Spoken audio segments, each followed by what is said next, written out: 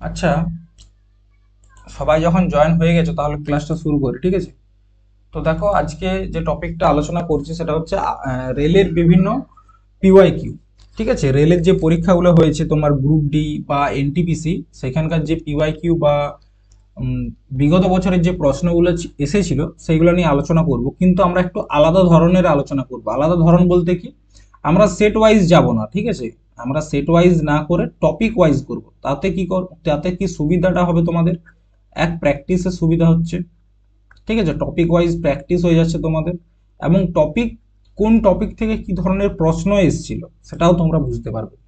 Set wise করলে কি, একটা বিভিন্ন ধরনের প্রশ্ন তোমরা পেয়ে যাবে, সেখান থেকে আলাদা করা একটু ডিফিকাল্ট। কিন্তু আমি যদি তোমাদের সেই কাজটা করে দিই, মানে একদম টপিক ওয়াইজ, যেমন আজকে আমরা যেটা আলোচনা করছি সেটা হচ্ছে ভারতের ভূগোল থেকে নদ নদী, ঠিক আছে?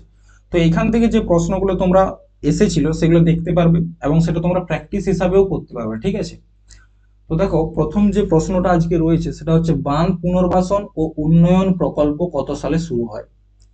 ঠিক আছে, বাঁধের যে রিহ্যাবিটেশন বা উন্নয়ন প্রকল্প, ডেভেলপমেন্ট যে প্রকল্পটা, সেটা শুরু হয়েছিল কবে?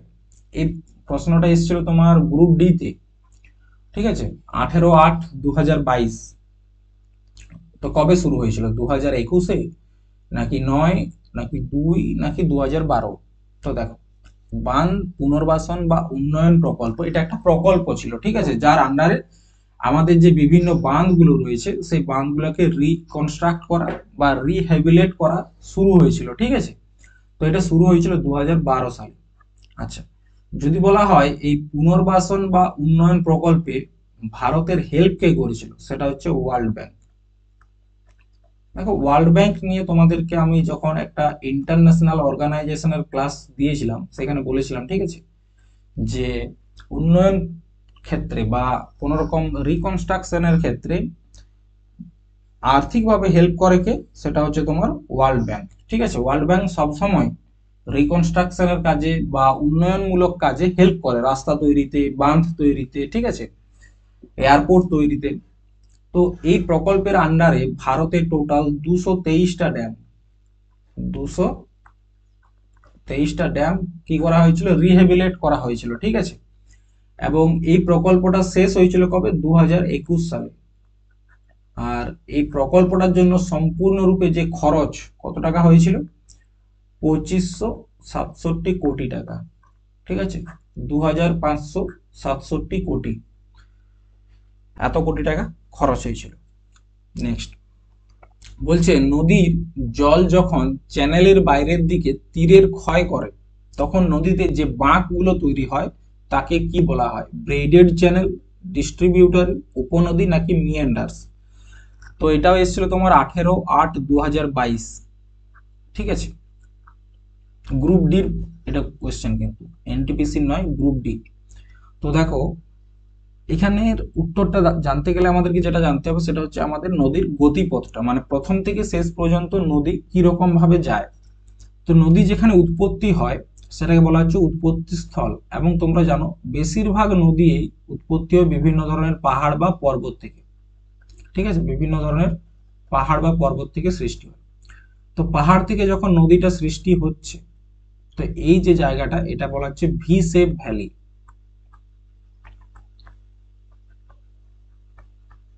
ঠিক আছে? যেখানটা উৎপত্তি হলো এটাকে বলা হচ্ছে ভি শেপ ভ্যালি। এরপর এটা হচ্ছে তোমার ভি শেপ ভ্যালি, ভি এর মতো দেখতে। কিন্তু যখন জল বারবার আসার ফলে এটা কি হচ্ছে, ক্ষয় হচ্ছে ওই জায়গাটা। ক্ষয় হওয়ার ফলে কি হয়, গর্তটা বড় হয়ে যায়। যখন গর্তটা বড় হয়ে যায় তখন তাকে বলা হচ্ছে গর্জ, ঠিক আছে? তাহলে গর্জ কি, ভি শেপ ভ্যালি যখন তার ক্ষয়ের ফলে আকারে বৃদ্ধি পায় তখন তাকে বলা হচ্ছে গর্জ। আবার গর্জ যখন আকারে বৃদ্ধি পেয়ে যায় তখন তাকে বলা হচ্ছে ক্যানিয়ন, ঠিক আছে? তখন তাকে কি বলা হচ্ছে, ক্যানিয়ন। এই পর্যন্ত আশা করি বুঝতে পেরেছো। তাহলে প্রথমে থাকে ভি শেপ ভ্যালি, তারপর হয় গর্জ, তারপর ক্যানিয়ন, ঠিক আছে? আচ্ছা, এখান থেকে জলটা আসার পর এরম প্রচুর স্পিডে আসে এবং আঁকবাঁক সৃষ্টি করে। এই যে গতিপথটা, এই গতিপথটাকে বলা হচ্ছে র্যাপিডো, এটাকে বলা হচ্ছে র্যাপিডো, ঠিক আছে? তো র্যাপিডো এই এই জায়গাটা সৃষ্টি হয় কখন জানো, যখন জলটা পাহাড় থেকে নিচে নামে, ঠিক আছে, সমভূমিতে যখন নামতে শুরু করে, তখন এরম ভাবে ধরো নামছে এই যে জলটা, তখন এই জায়গাটাকে কি বলা হচ্ছে, ওয়াটারফল বা জলপ্রপাত। যখন পাহাড় থেকে জলটা নিচে নামে তখন তাকে বলা হচ্ছে ওয়াটারফল বা জলপ্রপাত। এরপর এই জলটা যখন পাহাড় থেকে নিচে নামে তারপর কিন্তু এরকম সোজাভাবে বয়ে যায় না, এখানেও কিছু আকার সৃষ্টি করে, ঠিক আছে, কিছু রকম স্টাইল একটা তৈরি হয়, সেটাকে বলা হয় এস শেপ ভ্যালি। ঠিক আছে, কিরকম হয় দেখো, এইখানে জলটা এরম যায়, প্রথমে এরম, তারপর এরম, আবার এরম, ঠিক আছে, এই যে স্টাইলটাই জলটা যাচ্ছে এটাকে বলা হচ্ছে এস শেপ ভ্যালি, এটাকে বলা হচ্ছে এস শেপ ভ্যালি, এস এর মতো দেখতে ইংরেজি শব্দ, বা এটার আরো একটা নাম হচ্ছে মিয়েন্ডার্স। ঠিক আছে, মিয়েন্ডার্স।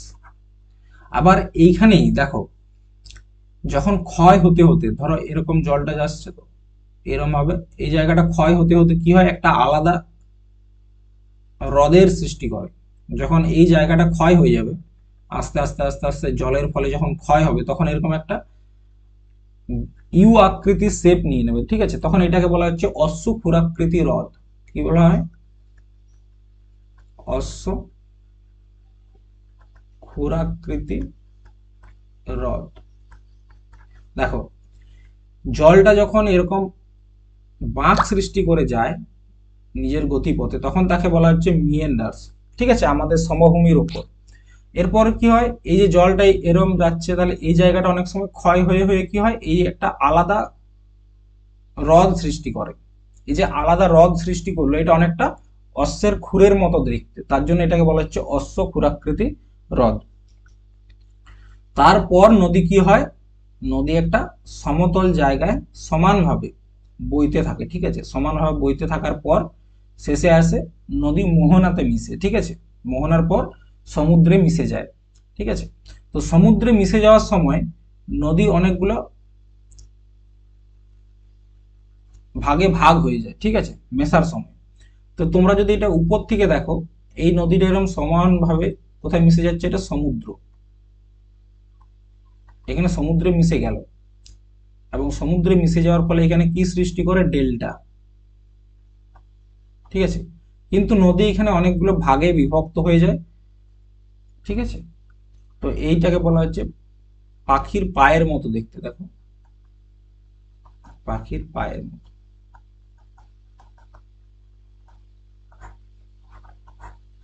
ঠিক আছে, তো তাহলে নদীর যে গতিপথটা রয়েছে প্রথমে ভি শেপ ভ্যালিতে থাকে, তারপর র্যাপিডো তৈরি হয়, তারপর এস শেপ ভ্যালি বা মিয়েন্ডার্স, তারপর ডেল্টা, এবং সর্বশেষ সমুদ্রে যেয়ে মিশে যায়। তো এখানে সেটাই বলা হয়েছে, যখন চ্যানেলের বাইরের দিকে তীর ক্ষয় করে তখন যে বাঁকগুলো তৈরি হয়, এই যে বাঁকগুলো তৈরি হচ্ছে এটাকে কি বলা, এটাকে বলা হচ্ছে মিয়েন্ডার্স। ঠিক আছে, যখন এই নদীর সাথে বাইরের কোনো নদী মিশে যায় তখন তাকে কি বলা হচ্ছে, তাকে তার ট্রিবিউটারি বলা হয়, ঠিক আছে, বা উপনদী বলা হয়। এই নদীর থেকে যেমন এইখানে একটা বিভক্ত হয়ে গেছে নদী, এই নদীটাকে কি বলা হবে, উপনদী। ঠিক আছে, ধরো এটা একটা নদী, যে নদীটার নাম হচ্ছে দ্বারকেশ্বর, ঠিক আছে, এই নদীটার নাম হচ্ছে দ্বারকেশ্বর।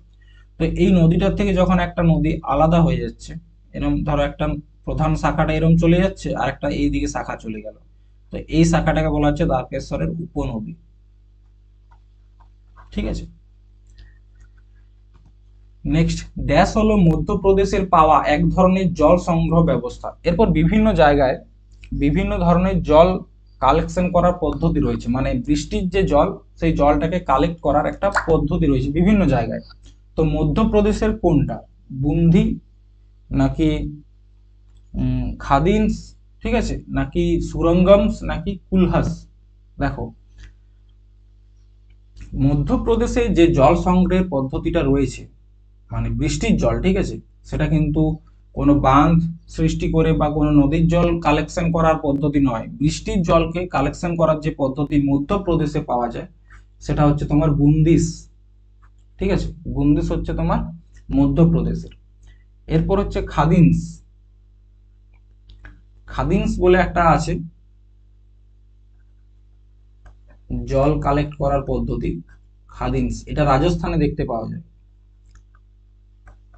বিভিন্ন জায়গায় কি হয়, বৃষ্টির জলটাকে সংরক্ষণ করা হয়, বৃষ্টির যে জল আসে সেটাকে সংরক্ষণ করে চাষাবাদের কাজে ব্যবহার করা হয়, ঠিক আছে।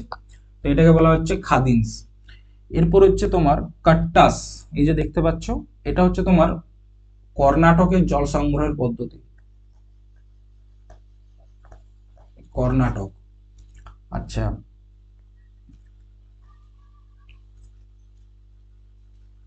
আরেকটা হচ্ছে তোমার দেখবে আহারস বলে একটা আছে, আহার, এটা হচ্ছে তোমার বিহারের জল সংগ্রহের পদ্ধতি, আহার। তারপর হচ্ছে মহারাষ্ট্রের ফাড, মহারাষ্ট্র, ঠিক আছে। তারপর হচ্ছে জিং, জিং হচ্ছে লাদাখ, ঠিক আছে। আহার্স হচ্ছে বিহার, ফাড হচ্ছে মহারাষ্ট্র, জিং হচ্ছে লাদাখ। এরপর একটা রয়েছে তোমার কুলহাস, দেখো এখানে অপশনে রয়েছে কুলহাস, এটা হচ্ছে কোথাকার, এটা হচ্ছে হিমাচল প্রদেশের,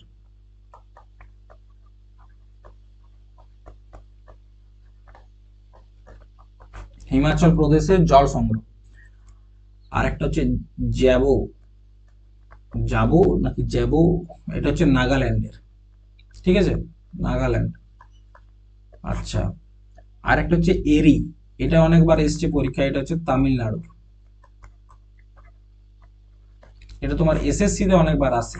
এরি, এরি জল সংগ্রহের যে পদ্ধতি বা ব্যবস্থা, এটা হচ্ছে তোমার তামিলনাড়ু। আর এই যে জল সংগ্রহ, এটা হচ্ছে বৃষ্টির জলকে সংরক্ষণ করে চাষের ক্ষেত্রে ব্যবহার করা, ঠিক আছে।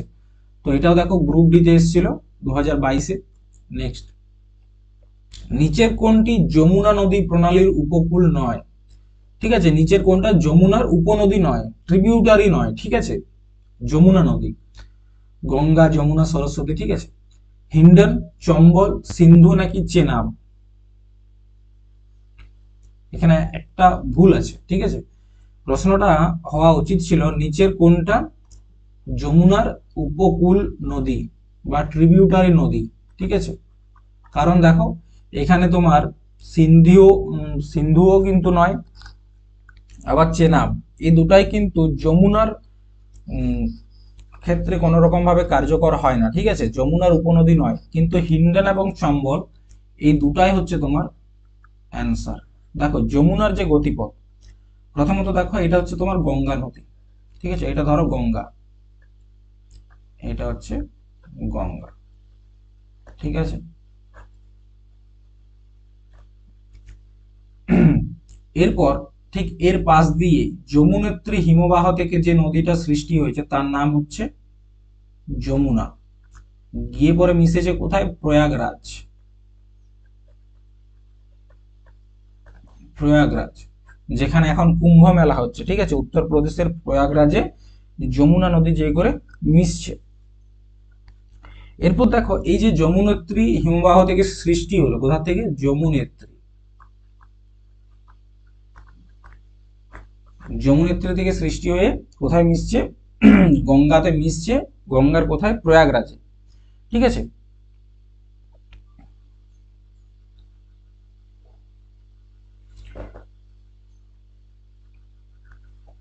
তো এরপর যমুনেত্রী প্রয়াগরাজে মিশলো। এই যমুনা নদীর কয়েকটা উপনদী রয়েছে, যেমন একটা হচ্ছে তোমার, একটা তুমি নোট করো চম্বল, ঠিক আছে, একটা হচ্ছে সিন্ধ, এগুলো সব ডান তীরের উপনদী, ঠিক আছে, সিন্ধ, একটা হচ্ছে বেতবা, আর একটা হচ্ছে কেন। এই চারটা উপনদী যমুনার ক্ষেত্রে খুব গুরুত্বপূর্ণ, ঠিক আছে। আর যদি বলা হয় ভারতের সব থেকে বড় উপনদী কোনটা, সেটা হচ্ছে যমুনা। যমুনা হচ্ছে গঙ্গার একটা উপনদী, ঠিক আছে, কারণ যমুনা গঙ্গাতে এসে মিশে যাচ্ছে। তো দেখো যমুনার চারটা উপনদী, চম্বল, সিন্ধ, বেতবা, কেন, ঠিক আছে। তাহলে এখানে প্রশ্নটা ঠিক করা যাবে। দেখো একটু প্রশ্নটাতে ভুল আছে, সেটা বলছে নিচের কোনটি যমুনা নদী প্রণালীর উপকূল নয়, ঠিক আছে, উপকূল নয়, ঠিক আছে।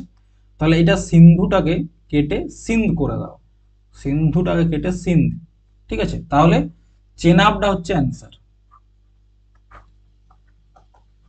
চেনাব কিন্তু যমুনার উপনদী নয়, কিন্তু হিন্ডন, চম্বল, সিন্ধু বা সরি সিন্ধ, এগুলো সবই কিন্তু যমুনার উপনদী। হিন্ডন, চম্বল, সিন্ধ, এই তিনটাই, চম্বল, সিন্ধ, বেতবা, কেন, এগুলো সবই হচ্ছে তোমার যমুনার উপনদী। কিন্তু চেনাব, চেনাব হচ্ছে সিন্ধু নদীর উপনদী। কার? সিন্ধু, ইন্দাস রিভার। নেক্সট, ভারতের ক্ষুদ্রতম নদী দ্বীপ কোন তীরে অবস্থিত? ভারতের ক্ষুদ্রতম নদী দ্বীপ উমানন্দ, নামটা হচ্ছে উমানন্দ, কোন নদীর তীরে অবস্থিত? গঙ্গা, সরস্বতী, যমুনা, ব্রহ্মপুত্র। তো দেখো উমানন্দ যে নদীটা রয়েছে এটা তোমার ব্রহ্মপুত্র নদীর উপর তৈরি হয়েছে। কোথায়? ব্রহ্মপুত্র। দেখো এই উমানন্দ আইল্যান্ডকে বলা হয় তোমার পিকক আইল্যান্ড, ঠিক আছে।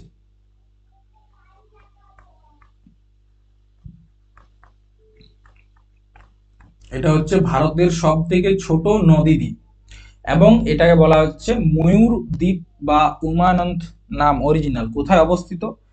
এটা হচ্ছে তোমার কোথায় আছে? আসামে, ঠিক আছে।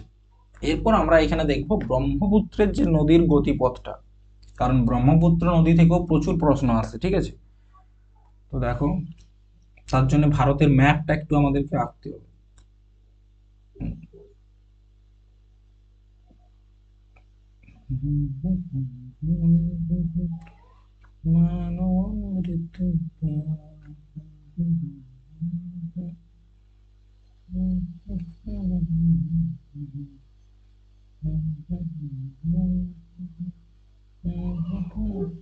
এই ম্যাপটা থাকলে হবে, ঠিক আছে। চলো দেখো ব্রহ্মপুত্র নদীটা যেটা আছে সেটা সৃষ্টিটা কোথায় হয়েছে, উৎপত্তি? এটা হচ্ছে তোমার চীনে একটা গ্লেসিয়ার থেকে, চীনের একটা গ্লেসিয়ার, যে গ্লেসিয়ারটার নাম হচ্ছে তোমার চেমাং ইয়ুং গ্লেসিয়ার। কি নাম? চেমাং ইয়ুং গ্লেসিয়ার বা হিমবাহ, ঠিক আছে। এখান থেকে নদীটা উৎপত্তি হয়েছে। এইখানে নদীটার নাম হচ্ছে তোমার সাংপো। এখানে ব্রহ্মপুত্রকে কি বলা হচ্ছে? সাংপো।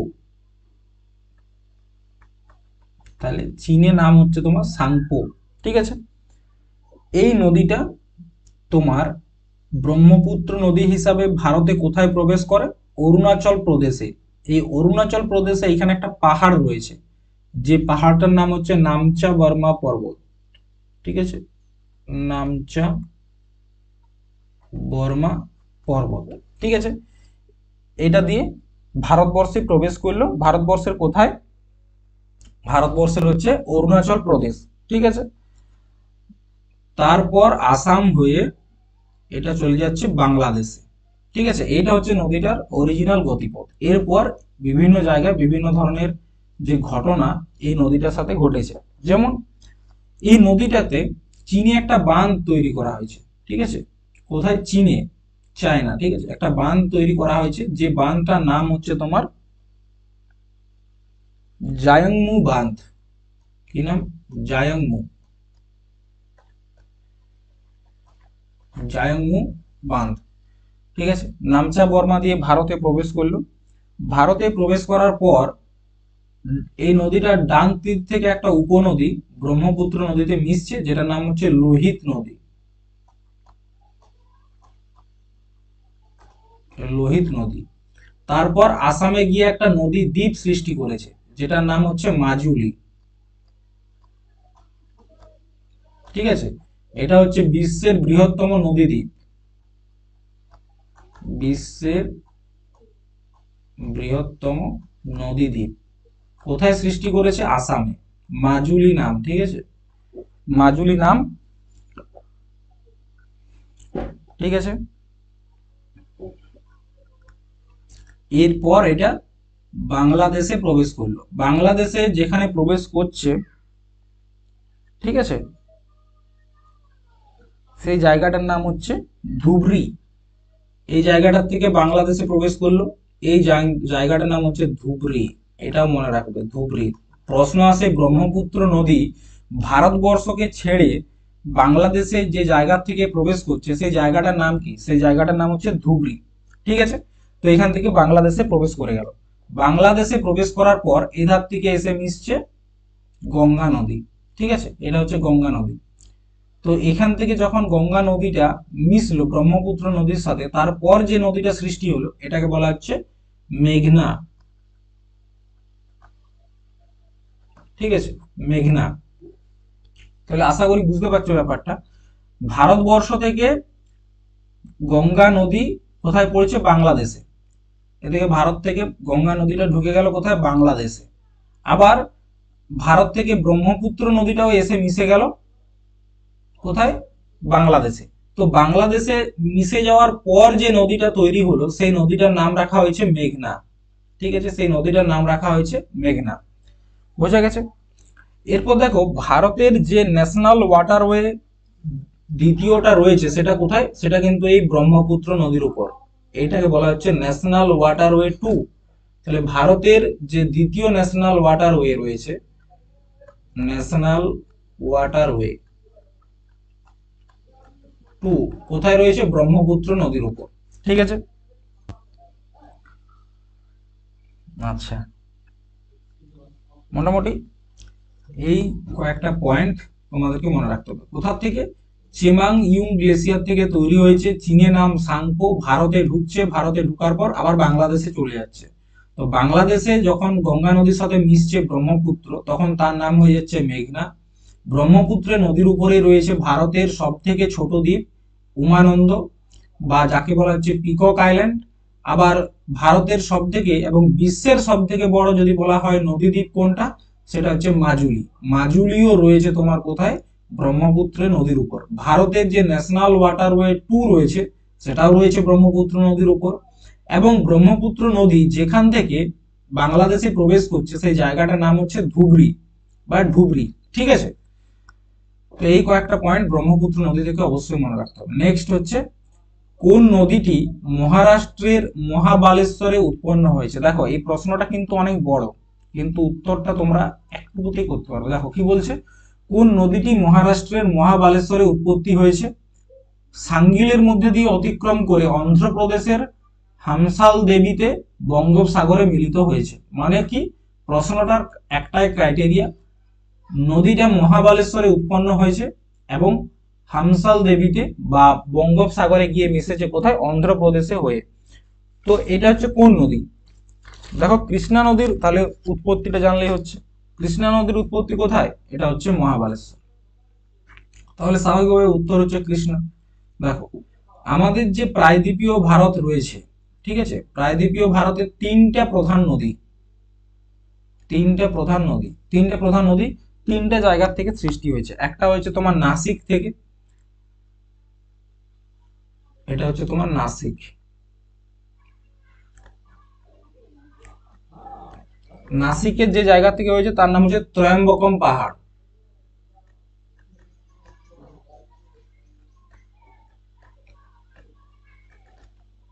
ত্রয়ম্বকম পাহাড়, ঠিক আছে। আরেকটা হয়েছে তোমার মহাবালেশ্বর থেকে। কোথা থেকে? মহাবালেশ্বর। আরেকটা হয়েছে তোমার কর্ণাটকের ব্রহ্মগিরি পাহাড় থেকে। কোথা থেকে?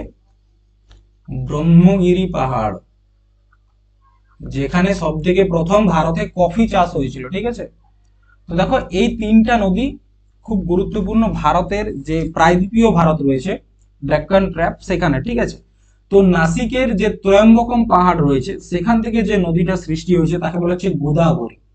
তাকে কি বলা হচ্ছে? গোদাবরী। এটা এসে কোথায় মিশছে? বে অফ বেঙ্গলে। আচ্ছা, মহাবালেশ্বর থেকে যে নদীটা সৃষ্টি হয়েছে তার নাম হচ্ছে তোমার কৃষ্ণা, এবং ব্রহ্মগিরির থেকে যে নদীটা সৃষ্টি হয়েছে তার নাম হচ্ছে তোমার কাবেরী। তাহলে কি, নাসিকের ত্রয়ম্বকম পাহাড় থেকে সৃষ্টি হয়েছে তোমার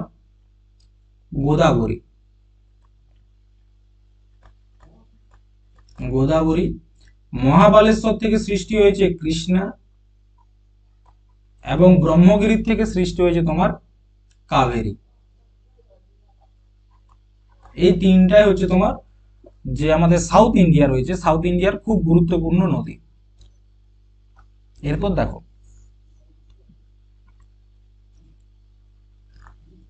কি বলা হয়েছে যে মহাবালেশ্বর থেকে উৎপন্ন হয়েছে, তাহলে কোনটা উৎপন্ন হয়েছে? কৃষ্ণা। ঠিক আছে, এটা হচ্ছে অ্যান্সার।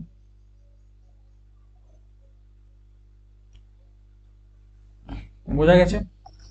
চলো নেক্সট, নিচের কোন নদী থেকে ধোঁয়াধার জলপ্রপাত সৃষ্টি হয়েছে? ধোঁয়াধার জলপ্রপাত কাবেরী, মহানদী, তাপ্তি নাকি নর্মদা? ধোঁয়াধার জলপ্রপাত, জলপ্রপাত কখন হয়? নদীটা যখন পাহাড়ি অঞ্চল থেকে সমভূমিতে প্রবেশ করে তখন নদীতে কি সৃষ্টি হয়? জলপ্রপাতের সৃষ্টি হয়, একটু আগে তোমাদেরকে বলেছি। তো তার মধ্যে একটা গুরুত্বপূর্ণ জলপ্রপাত হচ্ছে কি? ধোঁয়াধার জলপ্রপাত। ধোঁয়াধার জলপ্রপাতটা কোথায় সৃষ্টি হয়েছে? কাবেরীতে নাকি মহানদী নাকি তাপ্তি নাকি নর্মদা? তো ধোঁয়াধার যে জলপ্রপাত সেটা হচ্ছে তোমার মধ্যপ্রদেশে রয়েছে।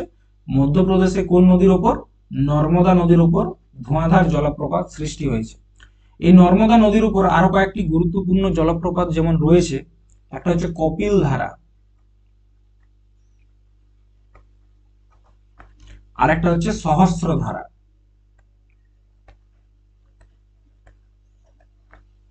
সহস্রধারা। কিন্তু তোমরা এখানে যে ছবিটা দেখতে পাচ্ছ এটা হচ্ছে শিব সমুদ্রম, সরি, এটা হচ্ছে কুঞ্চিকল জলপ্রপাত। কি নাম?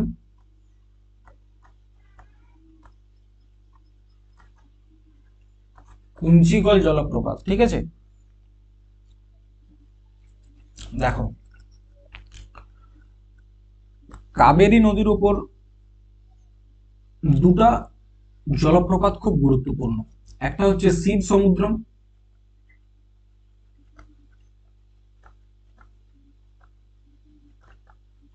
আর একটা হচ্ছে তোমার হেগেন কল।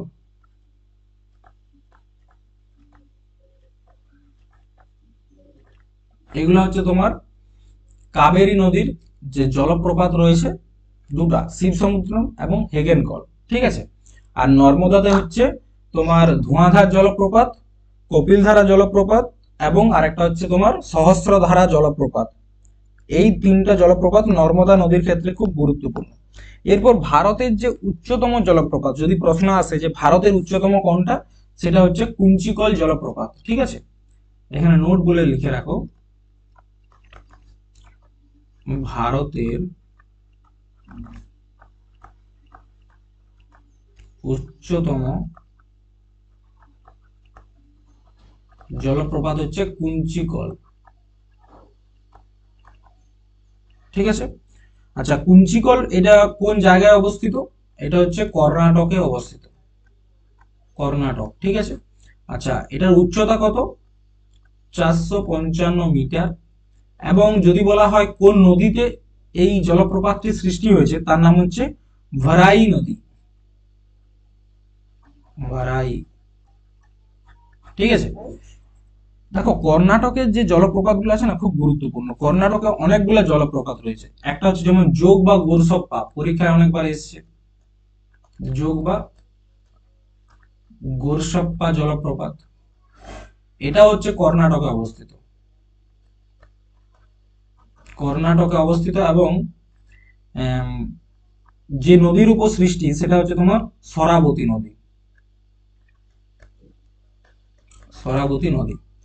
তো এই যে কর্ণাটকের জলপ্রপাত গুলা রয়েছে, অনেকগুলো জলপ্রপাত রয়েছে, তো এগুলো মনে রাখার জন্য একটা ট্রিক আছে যে কর্ণাটকে কোন কোন জলপ্রপাত গুলো অবস্থিত। দেখো কর্ণাটকের, এক মিনিট দাঁড়াও, ছবিটাকে ছোট করি, জায়গাটা কম।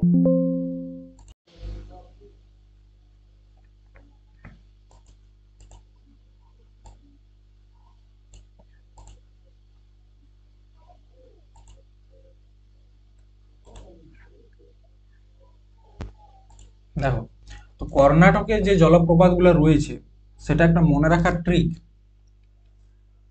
ঠিক আছে, সেটা হচ্ছে, ট্রিকটা দেখো, কোন জায়গায়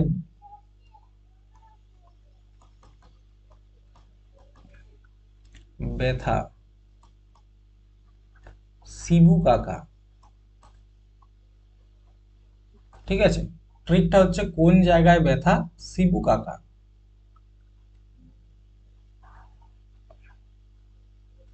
দেখো কোন জায়গায় বলতে কুঞ্চিকল, কোন মানে হচ্ছে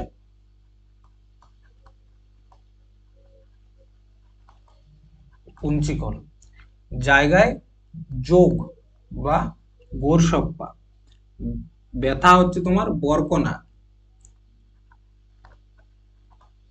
বরকনা জলপ্রপাত, শিবু শিব সমুদ্রম, শিব সমুদ্রম জলপ্রপাত কর্ণাটকে। আর কাকা বলতে কি কর্ণাটক। ঠিক আছে, তাহলে কর্ণাটকের যে চারটা গুরুত্বপূর্ণ জলপ্রপাত, একটা হচ্ছে কুঞ্চিকল, শিব সমুদ্রম, বরকনা এবং যোগ। এটা মনে রাখার একটা ট্রিক হচ্ছে কি কোন জায়গায় ব্যথা শিবু কাকা। ঠিক আছে, কোন জায়গায় ব্যথা শিবু কাকা। নেক্সট, নিচের কোনটি বিশ্বের বৃহত্তম বেসাল্টিক ইম্প্যাক্ট ক্রেটার হ্রদ ভারতে পাওয়া যায়? আচ্ছা, ক্রেটার হ্রদ বলতে কাকে বোঝায়? ক্রেটার হ্রদ বলতে সেই সব লেককে বোঝায় বা হ্রদকে বোঝায় যেগুলো উল্কাপিণ্ডের মাধ্যমে সৃষ্টি হয়েছে। দেখো ভারতে একবার একটা উল্কাপিণ্ড পড়েছিল মহারাষ্ট্রের উপর, ঠিক আছে, উল্কাপিণ্ড তোমরা জানো। তো সেই উল্কাপিণ্ড পড়ার ফলে একটা গর্ত তৈরি হয় এবং ওই গর্তটাতে একটা পরবর্তী ক্ষেত্রে কি হয়ে যায়, একটা হ্রদ তৈরি হয়ে যায়। তো এই ধরনের যে হ্রদ যেগুলো উল্কাপিণ্ডের পড়ার পর সৃষ্টি হয়েছে সেগুলোকে বলা হচ্ছে ক্রেটার হ্রদ। তো ভারতে একটা সময় একবার একটা কি পড়েছিল উল্কাপিণ্ড এবং তার প্রভাবেই একটা হ্রদ বা লেক সৃষ্টি হয়েছে ভারতে। তার নাম কি? পুলিকট, লোকটাক, লোনার নাকি উলার? ঠিক আছে, তো দেখো যে ক্রেটার হ্রদ রয়েছে না, তো ক্রেটার হ্রদ হচ্ছে ভারতে একটাই রয়েছে যার নাম হচ্ছে লোনার হ্রদ। ঠিক আছে, কি নাম? লোনার হ্রদ। এটা কোথায় অবস্থিত? এটা মহারাষ্ট্রে।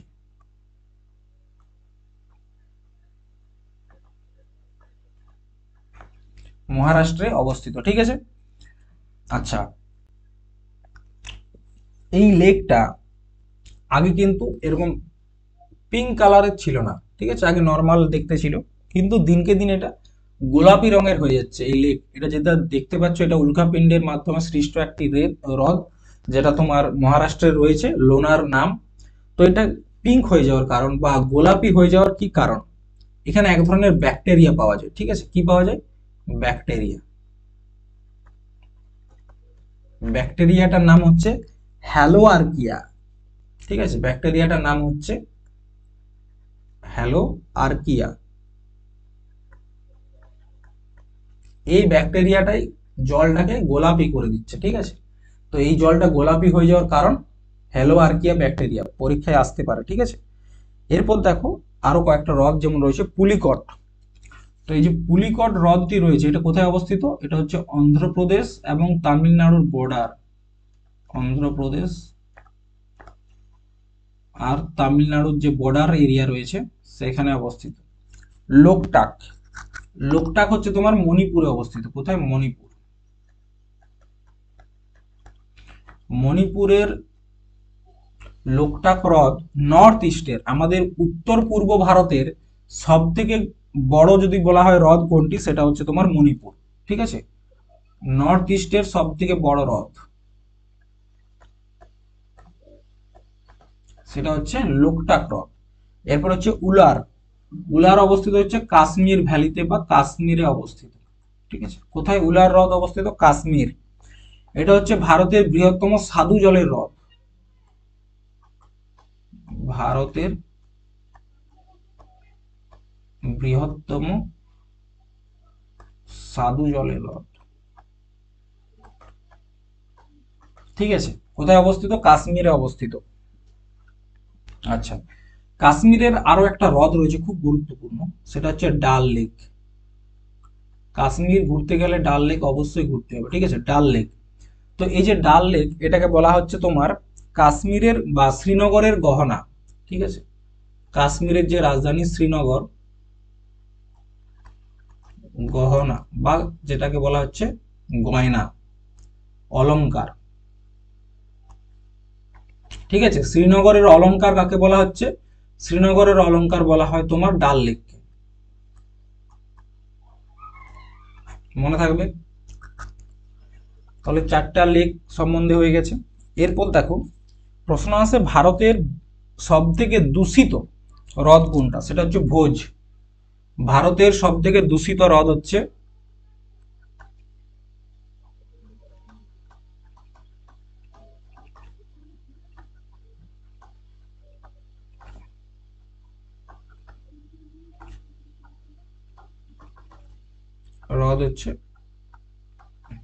ভোজ। কোথায় অবস্থিত এটা? মধ্যপ্রদেশে অবস্থিত, ঠিক আছে। আচ্ছা, উত্তরাখণ্ডে একটা হ্রদ রয়েছে, উত্তরাখণ্ড, যেটাকে বলা হচ্ছে তোমার নাম হচ্ছে রূপকুণ্ড। আচ্ছা, কোন নই যদি তাল বা কুণ্ড বলে কোনো অপশন নাম থাকে, কোনো হ্রদের নাম যদি কুণ্ড বা তাল এরকম ধরনের থাকে, তাহলে সেটা মনে রাখবে উত্তরাখণ্ডে অবস্থিত, ঠিক আছে। তো উত্তরাখণ্ডের যে রূপকুণ্ড বলে হ্রদটি রয়েছে, এটাকে বলা হচ্ছে কঙ্কালের হ্রদ। কি বলা হচ্ছে? কঙ্কালের হ্রদ। প্রথমত এই হ্রদটার জলটা সবসময় জমে থাকে, মানে বরফ অবস্থায় থাকে, কিন্তু যখন বরফটা গলে গিয়ে জলে রূপান্তরিত হয় তখন দেখা যায় যে মানে এই হ্রদটা থেকে প্রচুর পরিমাণে কঙ্কাল বেরিয়ে আসছে, ঠিক আছে। তো তার জন্য এটাকে বলা হচ্ছে কঙ্কালের হ্রদ, ঠিক আছে। আচ্ছা, যদি বলা হয় ভারতের বৃহত্তম লবণাক্ত জলের হ্রদ কোনটা, এগুলো তো সব স্বাদু জলের হ্রদ হয়ে গেল।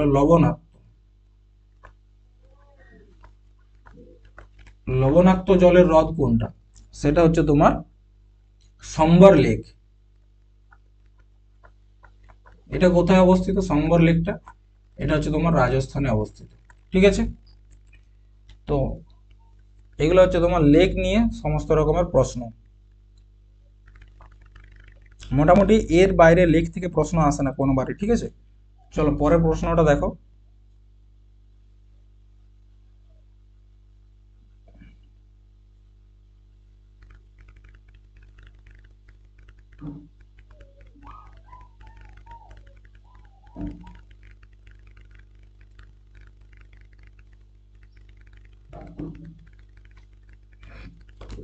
দেখো কি বলছে, দক্ষিণ ভারতের পেন্না নদী, নদীটার নাম কি? পেন্না নদী নিচের কোন পাহাড় থেকে উৎপন্ন হয়েছে? নন্দী পাহাড়, আন্নামালাই পাহাড়, অসম্ভু পাহাড় নাকি শিবালিক পাহাড়? প্রথমত শিবালিক পাহাড়টা আমাদের দক্ষিণ ভারতে নেই, এটা হিমালয়ের অংশ, তাহলে প্রথমত অপশনটা বাদ, ঠিক আছে। এরপর বলা হচ্ছে পেন্না নদী। পেন্না নদী কোন পাহাড় থেকে সৃষ্টি হয়েছে? সেটা হচ্ছে নন্দী হিলস থেকে। নন্দী হিলস তোমার কর্ণাটকের একটি খুব মানে গুরুত্বপূর্ণ পর্যটন কেন্দ্র। সেখান থেকে মনে হয় যেন সেই পাহাড়ের শীর্ষ থেকে যদি নিচের দিকে তাকানো হয় তখন মনে হয় যেন আমরা মেঘের উপরে আছি। এই যে ছবিটা দেখতে পাচ্ছ, এটা অরিজিনালি নন্দী হিলস এর ছবি, ঠিক আছে। নন্দী হিলস এরকমই, মানে মনে হয় যেন মেঘটা নিচে ভেসে বেড়াচ্ছে, আমরা তার উপরে আছি, ঠিক আছে। এটা হচ্ছে নন্দী হিলস, বা যেটা কর্ণাটকের গুরুত্বপূর্ণ পর্যটন কেন্দ্র, সেখানকার ভিউ। এই যে ছবিটা তোমরা দেখতে পাচ্ছ। নেক্সট হচ্ছে অলকানন্দা ও ধৌলিগঙ্গা কোন প্রয়াগ তৈরি করে? আচ্ছা, অলকানন্দা এবং ধৌলিগঙ্গা এই দুটা খুব গুরুত্বপূর্ণ নদী। এই দুটা নদী মিলিত হয়ে কোন প্রয়াগটা সৃষ্টি করে? ঠিক আছে, তোমরা জানো গঙ্গা নদীর উপর টোটাল 5টা প্রয়াগ আছে। গঙ্গা নদীর উপর, ঠিক আছে, 5টা প্রয়াগ উত্তরাখণ্ডে রয়েছে। তো এই 5টা প্রয়াগ, 4টা রয়েছে উত্তরাখণ্ডে, একটা রয়েছে ইউপিতে। তো এই 5টা প্রয়াগের মধ্যে কোন প্রয়াগটা অলকানন্দা এবং ধৌলিগঙ্গা এই দুটার মিলিত রূপ? বিষ্ণু প্রয়াগ, রুদ্রপ্রয়াগ, কর্ণপ্রয়াগ নাকি কোনোটি নয়? তো দেখো, অলকানন্দা এবং ধৌলিগঙ্গা এই দুটা মিলে তৈরি হয় তোমার বিষ্ণু প্রয়াগ, ঠিক আছে। দেখো আমরা বলি যে গঙ্গা নদীর উৎপত্তি, আমরা বলি কি যে গঙ্গা নদীর উৎপত্তি হচ্ছে গঙ্গোত্রী হিমবাহ থেকে, কিন্তু তা নয়। গঙ্গা নদীর কোনো উৎপত্তি নেই বললেই চলে, ঠিক আছে। গঙ্গা নদীর যদি আমরা টেকনিক্যাল দিকে দেখি তাহলে গঙ্গা নদীর কোনো উৎপত্তি নেই, ঠিক আছে। গঙ্গা নদীটা কিরকম ভাবে হয়েছে আমরা সেটা দেখবো। দেখো উত্তরাখণ্ডে রয়েছে তোমার বদ্রীনাথ পাহাড়, ঠিক আছে, এখানে প্রয়াগ গুলাও দেখতে পাবো। দেখো উত্তরাখণ্ডে রয়েছে বদ্রীনাথ পাহাড়, ঠিক আছে। এবং এই বদ্রীনাথের কাছেই একটা গ্লেসিয়ার রয়েছে বা একটা হিমবাহ রয়েছে, যেটাকে বলা হচ্ছে শতপথ গ্লেসিয়ার। শতপথ গ্লেসিয়ার, ঠিক আছে, বা হিমবাহ। এই শতপথ গ্লেসিয়ার থেকে একটা নদী তৈরি হয়েছে, যে নদীটার নাম হচ্ছে অলকনন্দা। কি নাম? অলকনন্দা, ঠিক আছে। এই গ্লেসিয়ার থেকে একটি নদী উৎপত্তি হয়েছে, যেটাকে বলা হচ্ছে অলকনন্দা। এটা হচ্ছে অলকনন্দা।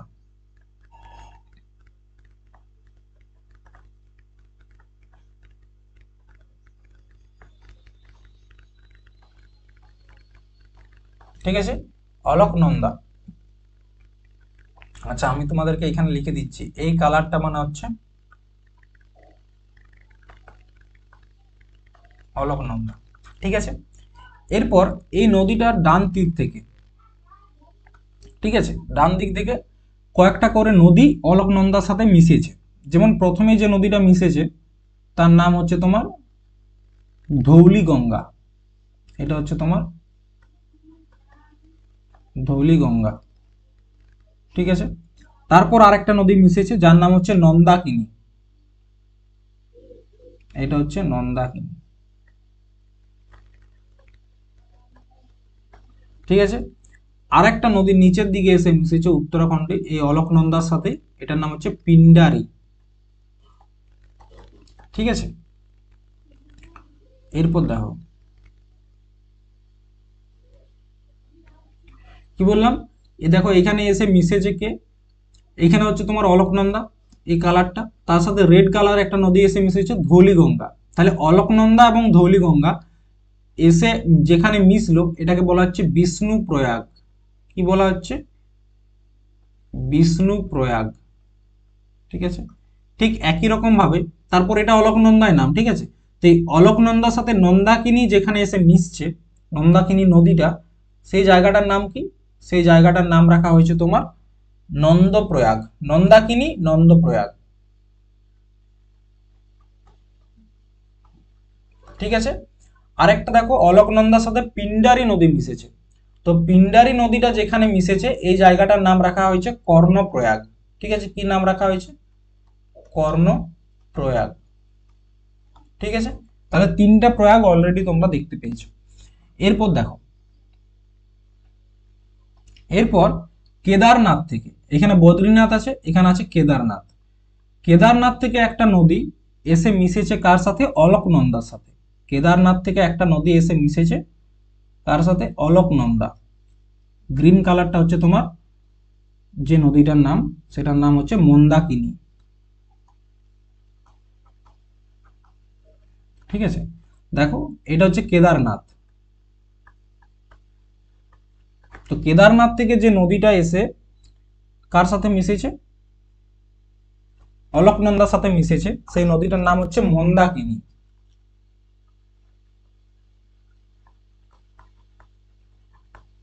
ঠিক আছে, মন্দাকিনী।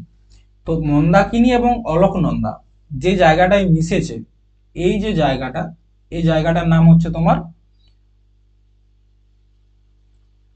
রুদ্রপ্রয়াগ,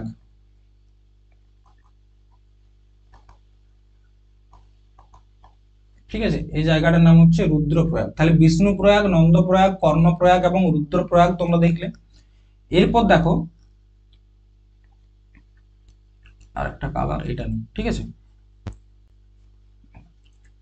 গঙ্গোত্রী হিমবাহ থেকে একটা নদী উৎপত্তি হয়েছে, ঠিক আছে। এখানে আছে গঙ্গোত্রী হিমবাহ, সেই নদীটার নাম হচ্ছে ভাগীরথী, ঠিক আছে। এই যে ভাগীরথী নদীটা, এটাও এসে মিশেছে কার সাথে? এটাও এসে মিশেছে তোমার অলকনন্দার সাথে, ঠিক আছে। এটা হচ্ছে তোমার ভাগীরথী,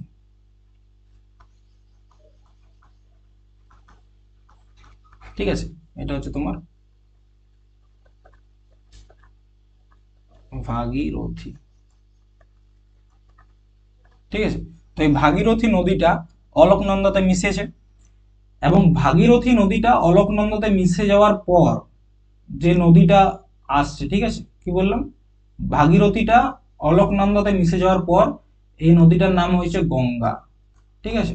তাহলে গঙ্গার উৎপত্তি কিন্তু গঙ্গোত্রী হিমবাহ থেকে নয়। গঙ্গা অলকনন্দার সাথে যখন ভাগীরথী নদীটা মিশলো, তারপর দেখলো যে ভাগীরথীর জলের যে আকার, জলের মানে পরিমাণটা অলকনন্দার থেকে বেশি যখন দুটো নদী মিশে, ঠিক আছে, যখন দুটো নদী মিশে, ধরো এটা একটা এ নদী একটা বি নদী, ঠিক আছে, তো এ নদীটার যদি জলের আয়তন বা জলের পরিমাণটা যদি বি নদীর থেকে বেশি হয়, তখন নদীর নামকরণটা এ নদীর উপর করা হয়। যদি বি এর ক্ষেত্রে বেশি হয় তখন নদীর নামকরণ বি থেকে করা হয়। এরপর এখানে দেখা হয় যে ভাগীরথী নদী এবং অলকনন্দা নদী দুজনকার জলের পরিমাণ সমান, তার জন্য এখানে নদীটার নামকরণ করা হয়েছে গঙ্গা, ঠিক আছে। তাহলে ভাগীরথী এবং অলকনন্দা মিশে করে তৈরি করলো গঙ্গা নদী, এবং ভাগীরথী নদী ও অলকনন্দা নদী যে জায়গাটায় এসে মিশেছে এই জায়গাটাকে বলা হচ্ছে দেবপ্রয়াগ। কি বলা হচ্ছে? দেবপ্রয়াগ, ঠিক আছে। আচ্ছা, তাহলে কি একটা হয়ে গেল তোমার বিষ্ণুপ্রয়াগ যেখানে অলকনন্দার সাথে ধৌলিগঙ্গা মিশেছে, একটা হচ্ছে নন্দপ্রয়াগ যেখানে অলকনন্দার সাথে নন্দাকিনী মিশেছে, একটা হচ্ছে কর্ণপ্রয়াগ যেখানে অলকনন্দার সাথে পিণ্ডারী নদী এসে মিশেছে, আর একটা হচ্ছে তোমার রুদ্রপ্রয়াগ যেখানে অলকনন্দার সাথে মন্দাকিনী মিশেছে, আর একটা হচ্ছে দেবপ্রয়াগ যেখানে অলকনন্দার সাথে ভাগীরথী নদী মিশেছে, তার নাম হচ্ছে দেবপ্রয়াগ, এবং পরবর্তী ক্ষেত্রে এই দেবপ্রয়াগ থেকে নদীটার নাম হয় গঙ্গা নদী, ঠিক আছে। তাহলে এগুলো একটা নোট করে নাও। দেখো, এক হচ্ছে তোমার অলকনন্দা প্লাস ধৌলি গঙ্গা, ঠিক আছে, এটা কোনটা করেছে? বিষ্ণুপ্রয়াগ, ঠিক আছে। ঠিক একই রকম ভাবে অলকনন্দার সাথে যখন নন্দাকিনী মিশছে তখন এটা হচ্ছে তোমার নন্দপ্রয়াগ, ঠিক আছে। আচ্ছা, অলকনন্দার সাথে যখন পিণ্ডারি মিশছে, পিণ্ডারি, তখন এটার নাম হচ্ছে কর্ণপ্রয়াগ, ঠিক আছে। আরেকটা হচ্ছে অলকনন্দার সাথে যখন উম মন্দাকিনী মিশছে, মন্দাকিনী, তখন এটার নাম হচ্ছে তোমার রুদ্রপ্রয়াগ, ঠিক আছে। আরেকটা হচ্ছে তোমার অলকনন্দার সাথে যখন ভাগীরথী মিশছে, ভাগীরথী, তখন এটার নাম হচ্ছে তোমার দেবপ্রয়াগ। তাহলে আমাদের যে টোটাল 5টা প্রয়াগ, ঠিক আছে, বিষ্ণুপ্রয়াগ, নন্দপ্রয়াগ, কর্ণপ্রয়াগ, রুদ্রপ্রয়াগ এবং দেবপ্রয়াগ তোমরা দেখলে। এরপর গঙ্গা নদী এবং যমুনা নদী যে জায়গাটা এসে মিশে সেই জায়গাটার নাম হচ্ছে প্রয়াগরাজ, ঠিক আছে। গঙ্গা নদী এবং যমুনা নদী, এবং এই প্রয়াগরাজে হচ্ছে আমাদের কুম্ভ মেলা, ঠিক আছে। তো আজকে এই পর্যন্ত। দেখো, এগুলো মোটামুটি 2022-এর গ্রুপ ডি পরীক্ষার প্রশ্ন ছিল, ঠিক আছে। আজকের বেশিরভাগ প্রশ্ন 2022-এর গ্রুপ ডি থেকে এসছে। তো এই নদ নদী থেকে আরেকটা ক্লাস করানো হবে, এবং তারপর পরবর্তী টপিক ভূগোলেরই, আগে ভূগোলটা শেষ করা হবে, ঠিক আছে। তো ভূগোলের আরো একটা নতুন কোনো টপিক থেকে যে পিওয়াই কিউ গুলো এসছে সেগুলো আলোচনা করবো, ঠিক আছে। চলো। আচ্ছা, এখানে অ্যান্সার কোনটা হলো? বিষ্ণুপ্রয়াগ।